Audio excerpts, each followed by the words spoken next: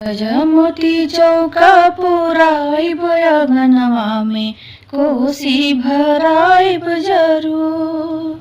गजमोती चौका पुराइब अंगनवा में कोसी भराइब जरूर।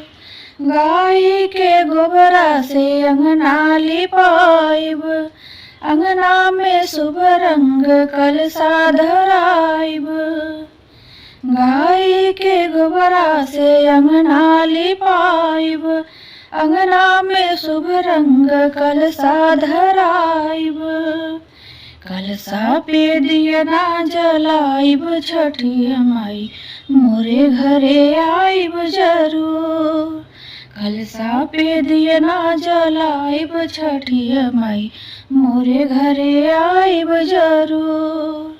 गजमोती चौका पुराइब अंगनवा में कोसी भराइब जरूर।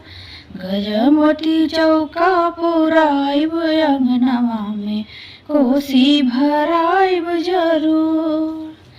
ओखिया से अंगना में मंडप बनाइब, लाल रंग के चुनरी छठ मैया के ओढ़ाइब।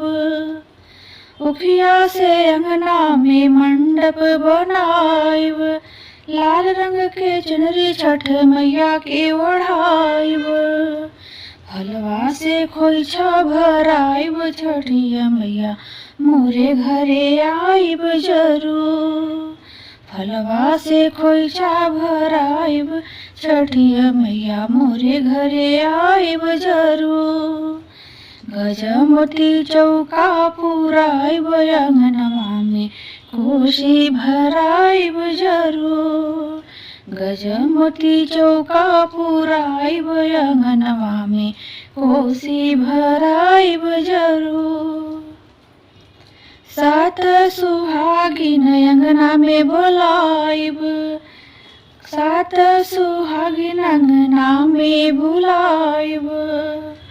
करबो श्रृंगार वालो गजरा लगाइब, करबो श्रृंगार वालो गजरा लगाइब। माई के गीतिया सुनाइब, छठिया मैया मोरे घरे आइब जरूर। माई के गीतिया सुनाइब, छठिया मैया मोरे घरे आइब जरूर। माई के भजनिया सुनाइब, छठिया मैया मोरे घरे आइब जरूर। माई के भजनिया सुनाइब, छठिया मैया मोरे घरे आइब जरूर। गजमोती चौका पुराइब अंगनवा में कोसी भराइब जरूर। गजमोती चौका पुराइब अंगनवा में कोसी भराइब जरूर। गंगा जी के पनिया में कोसिया, कोसिया डूबे उतीरा, कोसिया डूबे उतीरा। गंगा जी के पनिया में कोसिया, कोसिया डूबे उतीरा, कोसिया डूबे उतीरा। कोसिया में जरेला दियनवा, कोसिया छठ माई के जाय, कोसिया सूरज बाबा के जाय। कोसिया में जरेला दियनवा, कोसिया छठ माई के जाय, कोसिया सूरज बाबा के जाय।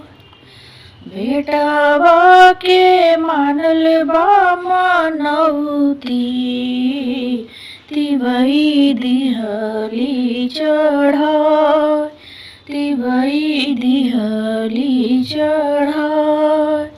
बिटिया के मानल बा मनौती, तिवई दिहली चढ़ाय।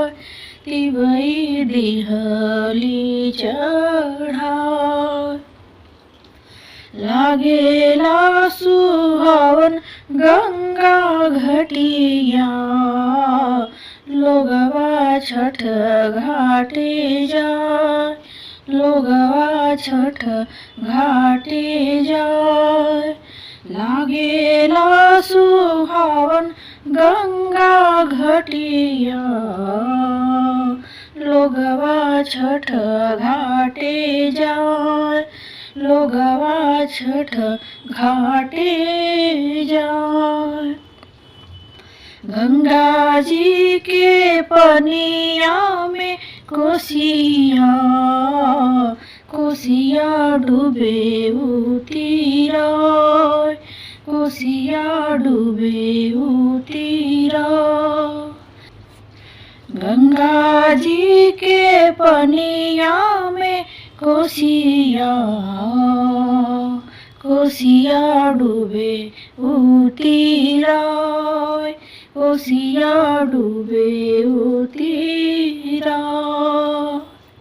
कोसिया में जरेला दियना, कोसिया छठ माई के जाय, कोसिया छठ माई के जाय। कोसिया में जरेला दियनवा, कोसिया छठ माई के जाय, कोसिया छठ माई के जाय।